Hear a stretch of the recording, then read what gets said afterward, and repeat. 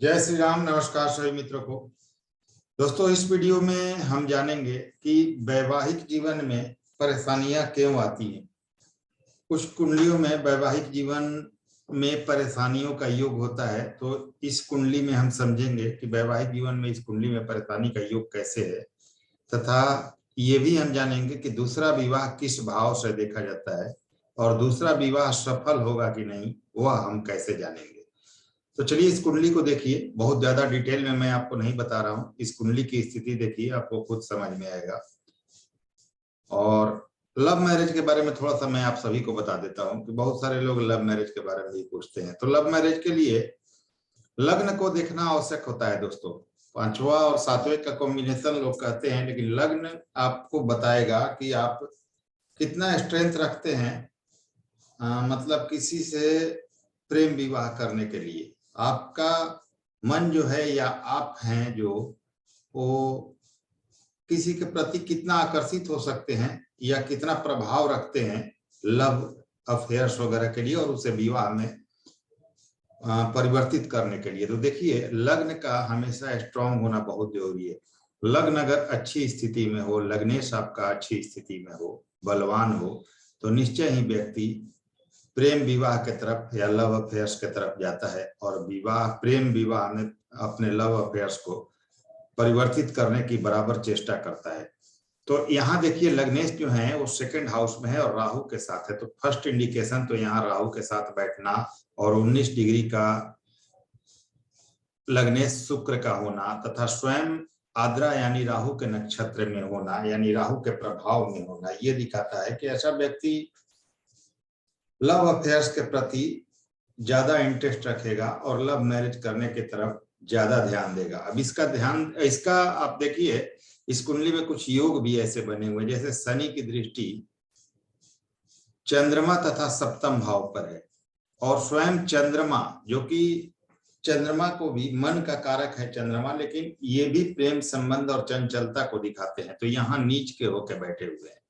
और जो सप्तम का स्वामी है वो गुरु के साथ मंगल, यानी कि मंगल जो है वो अपने से 12वें होकर बैठे हुए हैं इस कुंडली में, छठे भाव में गुरु के साथ।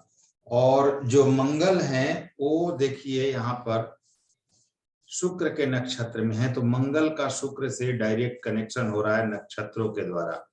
तो नक्षत्र के द्वारा मंगल और शुक्र का कॉम्बिनेशन होना, यानी कि मंगल का शुक्र के नक्षत्र में जाना, अपने आप में विपरीत लिंग के प्रति जबरदस्त आकर्षण देगा।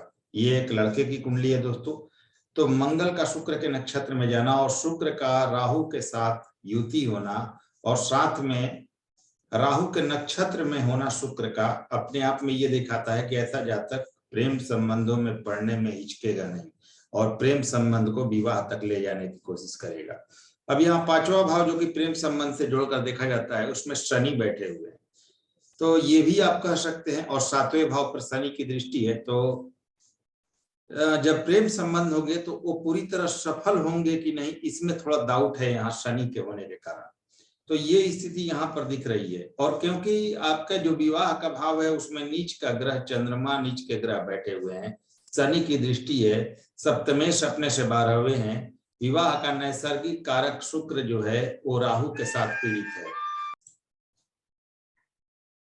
तो देखिए, ऐसी स्थितियां बन रही हैं कि जातक प्रेम विवाह के तरफ जाना चाहेगा, इसमें शक की कोई गुंजाइश नहीं है।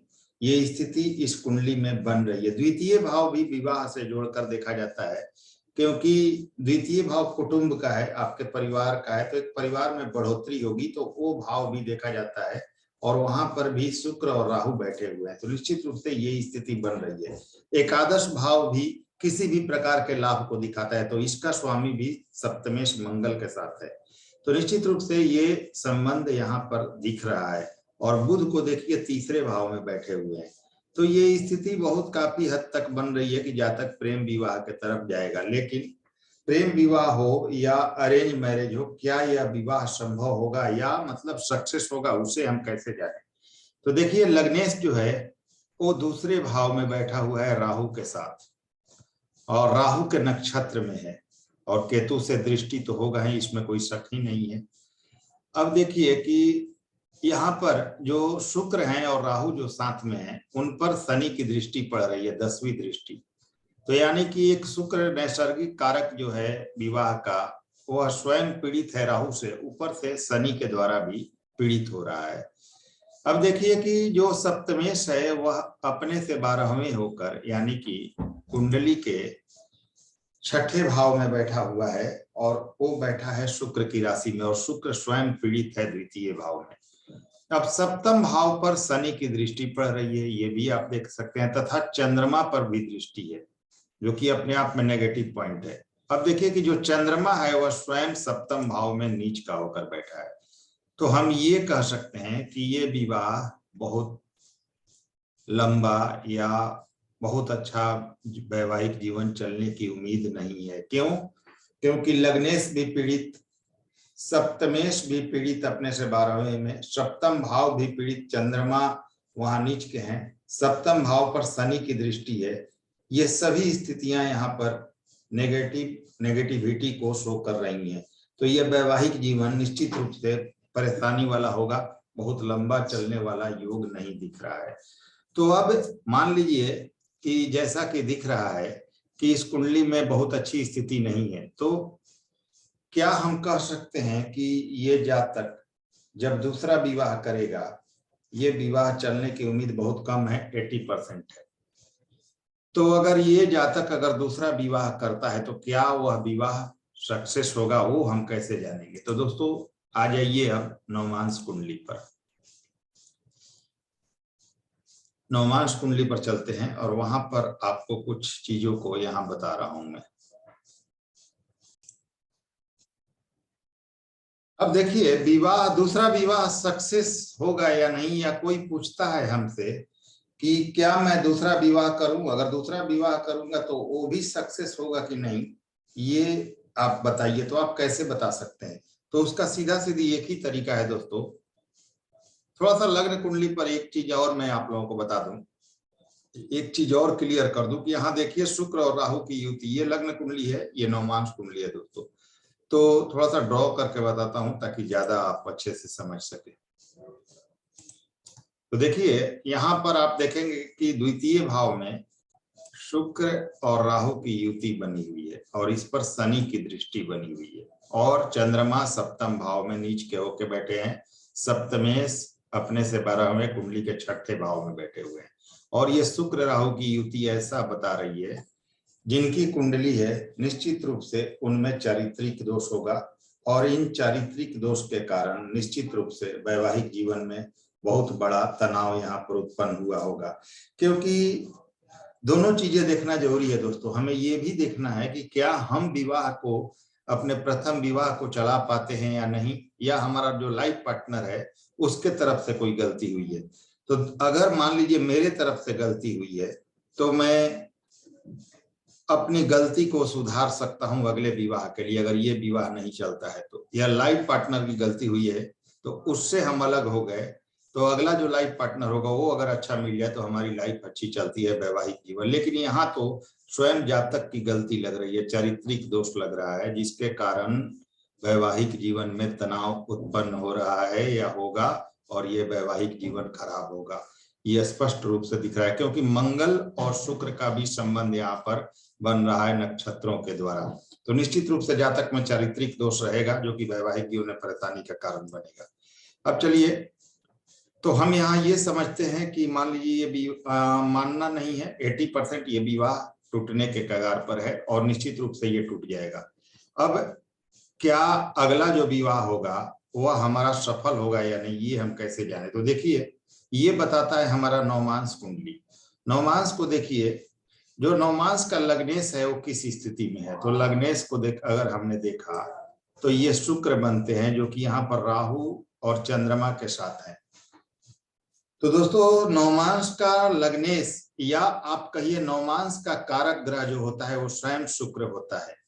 तो वह जो यहाँ पर राहु के साथ पीड़ित है और चंद्रमा भी साथ में है, तो राहु और चंद्रमा, शुक्र और चंद्रमा जब वैसे भी साथ हो जाते हैं तो व्यक्ति भोग विलास में या इन चीजों में, अट्रैक्शन के मामले में लड़कियों के प्रति ज्यादा पड़ता है और ज्यादा इन्वॉल्व होता है। तो यहाँ पर ये स्थिति भी बहुत अच्छी नहीं है।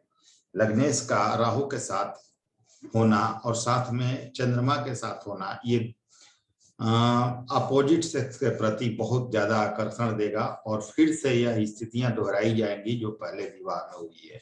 अब देखिए कि जो सप्तम भाव है नवमांश का, वहां पर मंगल और सूर्य हैं, यानी कि मंगल और सूर्य का होना, और सूर्य जो है वृश्चिक राशि में अपने राशि में है, सूर्य के साथ है। मंगल जो है वृश्चिक राशि में अपने स्वयं के राशि में है और सूर्य के साथ है। तो इसका मतलब यह है कि जो आपकी लाइफ पार्टनर दूसरी होगी जिससे आप दूसरा विवाह करेंगे, वो आपके एग्रेसिव नेचर की होगी, इसमें शक की कहीं कोई गुंजाइश नहीं है। और ये एग्रेसिव नेचर आप पर डोमिनेटिंग नेचर के रूप में निकलेगा और ज्यादा परेशानियां होंगी दूसरे विवाह से आपको। तो ये दूसरा विवाह, और देखिए जो आपका वैवाहिक सुख देखा जाता है वह देखा जाता है आपके नवमांश के चतुर्थ भाव से। तो यहाँ पर शनि का होना और चतुर्थ भाव में शनि का होना और चतुर्थे सूर्य का सप्तम में होना, यानी कि आप अपनी गलती के कारण, अपनी ही गलती के कारण आप वैवाहिक जीवन को खराब करेंगे। और ये जो आपका लाइफ पार्टनर होगा, जो दूसरी लाइफ पार्टनर आपकी होंगी, वो आपको बर्दाश्त नहीं कर पाएंगे, जिसके कारण से ये विवाह भी आपका खंडित होगा और फिर से आप परेशानी में पड़ेंगे।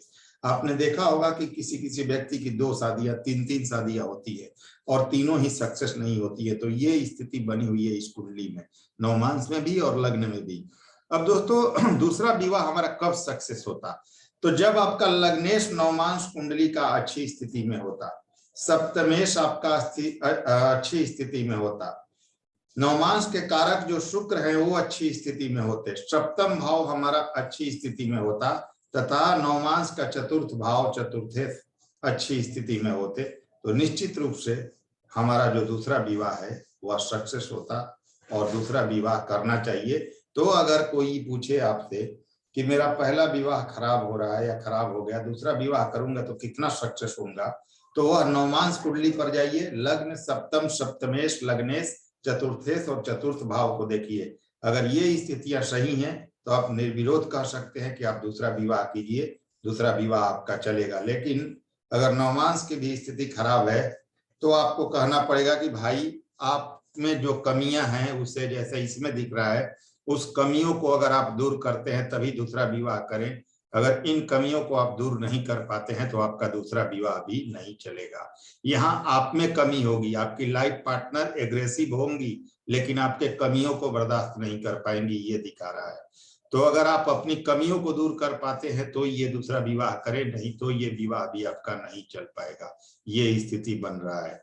तो आपने देखा कि अगर हम में कमी है तो हम अपने कमी को दूर करके दूसरा विवाह कर सकते हैं।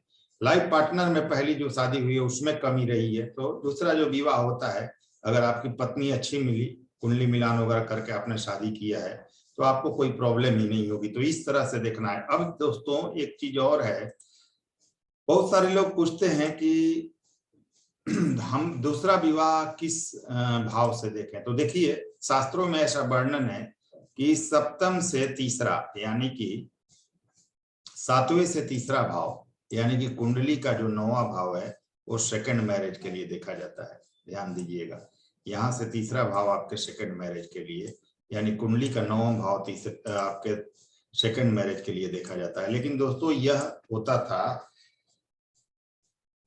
यानी कि जब ज्योतिष की शुरुआत हुई थी आदि कालों में यह संभव था, इसलिए कि जैसे आपके लग्न से तीसरा भाव आपके छोटे भाई बहन का है, तो यहाँ जो आपका लाइफ पार्टनर हुआ वहां से तीसरा भाव आपके लाइफ पार्टनर के बहन वगैरह छोटी बहन को दिखाता है। तो अगर मान लीजिए किसी से डिवोर्स होता है, तलाक होता है, किसी से आप अलग हो गए, तो उसकी बहन आपसे शादी क्यों करेगी?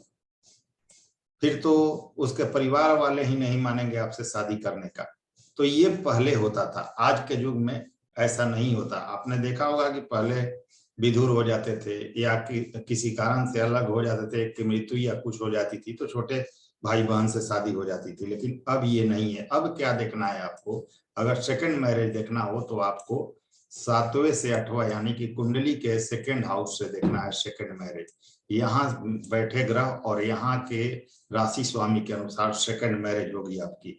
अगर यहाँ पर जैसे शुक्र राहु बैठे हैं, बुध की राशि है, तो बुध की दशा अंतर्दशा में या शुक्र राहु, अब एक चीज और यहाँ जान लीजिए कि ग्रह के जो राशि स्वामी होता है उससे ज्यादा बलवान होता है उस भाव में बैठे ग्रह। तो यहाँ पर शुक्र राहु की दशा अंतर्दशा में शादी संभव है, सेकंड मैरिज संभव है। बुध भी इसमें रोल निभाएंगे अगर बुध दशा अंतर्दशा में आ रहे हैं तो इस तरह से आप देख सकते हैं कि आपका पहला विवाह सक्सेस होगा या नहीं।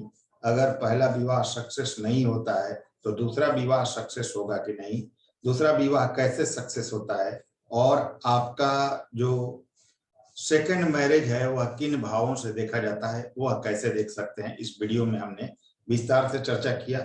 दोस्तों, अगर आप लोगों का कोई प्रश्न है तो कमेंट बॉक्स में जरूर पूछे, उसको रिप्लाई किया जाएगा। और आपको इस सीरीज में और वीडियो चाहिए तो वो भी आप बताना, उस पर भी वीडियो दिया जाएगा। तो चलिए मिलते हैं अगले वीडियो में फिर किसी रोचक जानकारी के साथ। तब तक के लिए नमस्कार, धन्यवाद।